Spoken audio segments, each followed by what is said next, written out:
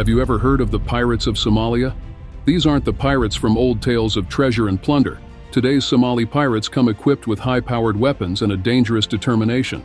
But what happens when these modern-day outlaws set their sights on one of the most powerful naval forces in the world, the U.S. Navy? Armed with cutting-edge technology and an arsenal designed for modern warfare, the U.S. Navy doesn't go down without a fight. Think today's pirates don't pose a serious threat? You might be wrong. Let's dive into the story of how Somali pirates dared to challenge the might of the U.S. Navy. How did piracy start in Somalia? Somalia, located in the Horn of Africa, has been grappling with chaos for decades. In 1991, the government collapsed, plunging the nation into civil war and leaving a power vacuum. Warlords and militias quickly seized control, turning the country into a battleground, with ordinary citizens caught in the crossfire. During this period of turmoil, foreign fishing vessels exploited Somalia's unprotected waters, overfishing and depleting local resources. Some ships went even further, dumping toxic waste into the ocean, damaging the environment and harming coastal communities. With no government to stop them, these foreign operations destroyed Somalia's marine ecosystem. Frustrated, Somali fishermen armed themselves to protect their waters. But what started as self-defense soon evolved into something more dangerous: piracy. By the early 2000s, these fishermen had transformed into pirates, targeting large ships and taking hostages for ransom. They used fast skiffs to attack valuable vessels by surprise, making piracy a lucrative venture. But piracy in Somalia also came with a brutal form of punishment called marooning. Pirates would abandon someone they deemed disloyal on a deserted island with little more than food, water, and a gun. The marooned individual would be left to survive, or choose a quicker end if things got too desperate. It was a harsh reminder of the dangers within their own ranks. What began as a local defense spiraled into a global threat, turning Somalia's coast into one of the world's most dangerous piracy hotspots. With piracy becoming an increasingly serious threat, particularly in the waters off the coast of Somalia, the U.S. Navy stepped in to play a crucial role in combating these dangerous criminals. The Navy, armed with state-of-the-art technology and powerful warships, patrols the high-risk shipping lanes to protect vessels from pirate attacks. But it's not just about brute force. The U.S. Navy employs a range of strategies and tools to maintain safety on the seas. One of the Navy's primary tactics is constant surveillance. Using advanced radar systems, drones, and naval aircraft, they monitor vast stretches of ocean, identifying potential threats before pirates can even get close to their targets. This real-time data allows Navy ships to respond quickly to pirate activities, often before an attack occurs. Additionally, Navy patrols escort vulnerable vessels, providing a protective presence that deters pirates from striking. Another key component of the Navy's response is the use of non-lethal deterrence. But why non-lethal weapons? The Navy has the firepower to destroy pirate vessels, but they often rely on tools designed to incapacitate pirates without resorting to lethal force. One such tool is the long-range acoustic device, which emits powerful sound waves that can disorient and disable pirates, forcing them to retreat. Water cannons are another effective deterrent, capable of flooding pirate skiffs and preventing them from getting close to larger ships. In addition to these methods, the Navy also uses stun grenades and electric security fences to protect vessels from being boarded. These non-lethal deterrents play a vital role in modern piracy defense. However, the Navy has to balance these actions with international laws and regulations, which often encourage the use of proportional force. The U.S. Navy's goal is not just to eliminate piracy, but to do so in a way that minimizes unnecessary violence and upholds the standards of international maritime law. This approach makes their response both effective and measured, keeping the seas safer for everyone. Imagine a group of Somali pirates equipped with automatic weapons and operating in fast, nimble skiffs, setting their sights on a U.S.-flagged vessel. It's 2009, and the pirates have chosen a particularly high-value target, the MV Maersk Alabama, a large container ship transporting humanitarian aid through the pirate-infested waters of the Indian Ocean. This wasn't the first time Somali pirates had attacked a vessel, but going after a U.S.-flagged ship would provoke a response like no other. On April 8, 2009, the pirates launched their daring attack, closing in on the Maersk Alabama, with the intent to seize control of the ship and take its crew hostage. Despite the ship's size, the pirates used their speed and element of surprise to board the vessel. The crew, led by Captain Richard Phillips, tried to fend them off but were ultimately forced to surrender. Phillips instructed his crew to lock themselves in a secure room while he remained on the bridge, hoping to negotiate with the pirates and prevent further violence. With the ship under their control and Phillips as a hostage, the pirates believed they had secured a massive payday through ransom negotiations. But little did they know, the U.S. Navy was already on its way. The USS Bainbridge, an Arleigh Burke-class destroyer, was dispatched to the scene, ready to respond with force if necessary. The pirates, realizing the gravity of the situation, retreated to one of the Maersk Alabama's lifeboats, taking Captain Phillips with them as a bargaining chip. What followed was a tense standoff that lasted for several days. The U.S. Navy, determined to avoid further bloodshed, tried to negotiate the release of Captain Phillips. Meanwhile, the pirates, armed and desperate, demanded millions in ransom. But as time passed, the situation grew increasingly volatile, and the Navy knew that a swift resolution was needed.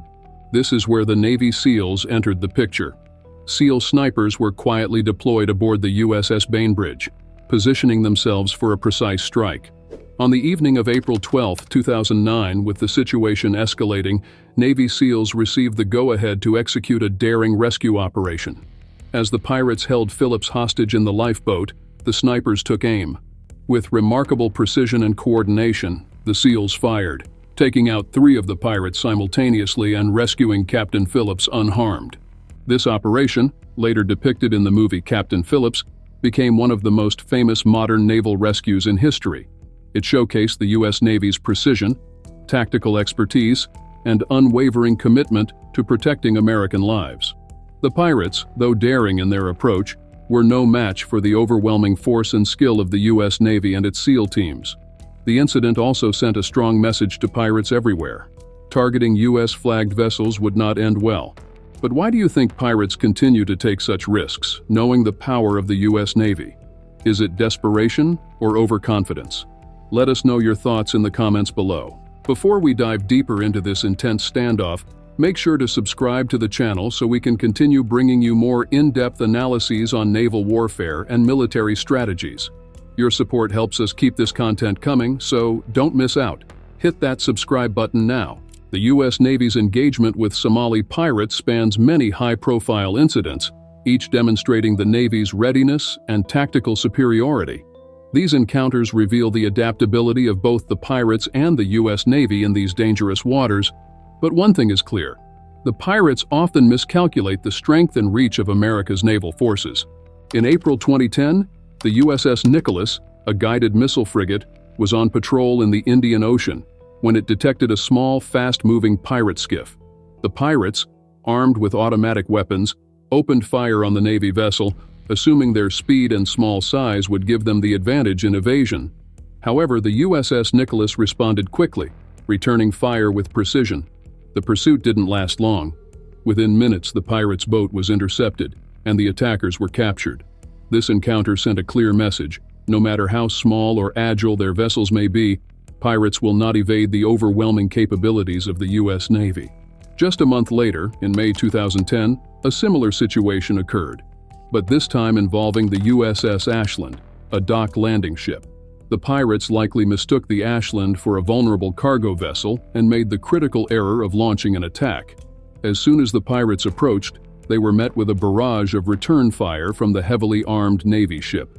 Their small boat was quickly disabled, and the surviving pirates were apprehended.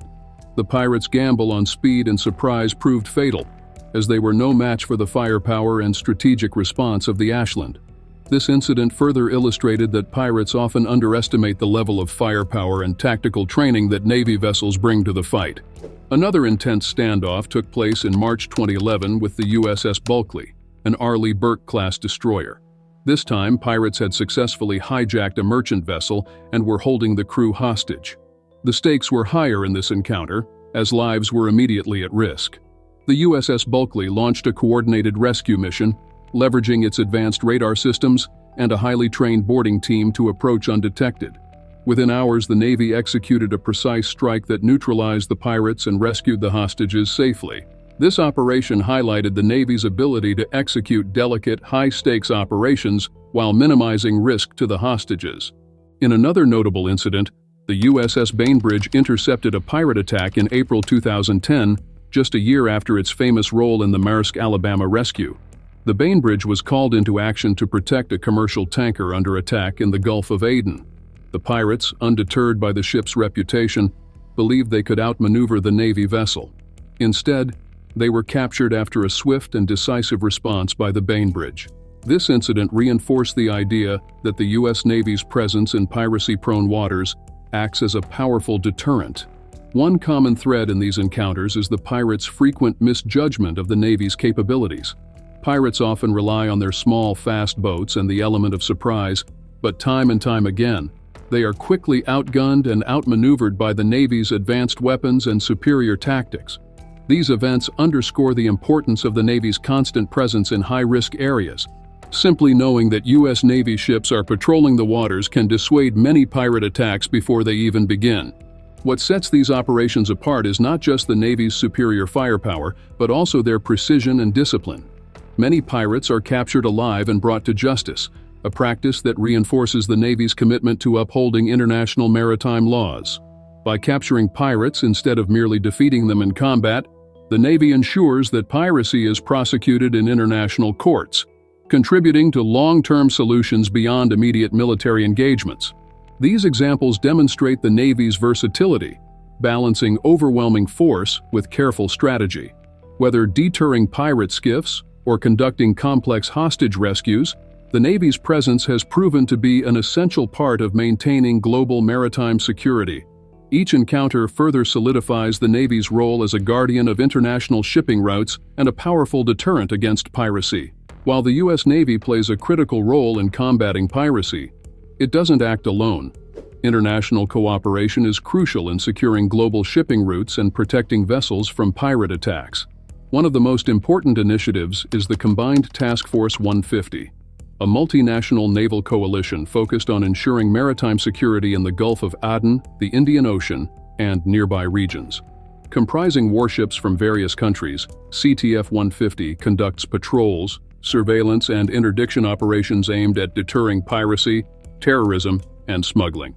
The United Nations also plays a significant role through its International Maritime Organization, which sets global standards for maritime safety and security. The UN Security Council has passed resolutions that encourage international efforts to combat piracy, including allowing naval vessels to pursue pirates into Somali territorial waters. This legal framework enables countries like the US to work alongside partners such as the European Union Naval Force and NATO in coordinated anti-piracy missions. By collaborating with these international partners, the U.S. Navy can extend its reach and effectiveness, ensuring pirates have fewer opportunities to exploit unprotected waters. These partnerships allow for sharing intelligence, coordinating patrols, and responding more effectively to piracy threats, greatly improving global security. International cooperation continues to be essential in the fight against piracy. The combined efforts of multiple nations have proven to be a powerful deterrent, significantly reducing piracy-related incidents and ensuring the safety of global shipping lanes, which remain vital to the world's economy. In the ongoing fight against piracy, the U.S. Navy plays a critical role, but it's the collaboration between nations that truly makes a difference. Through multinational coalitions, advanced naval technology, and carefully designed tactics, pirates are continually thwarted in their efforts to disrupt global shipping routes.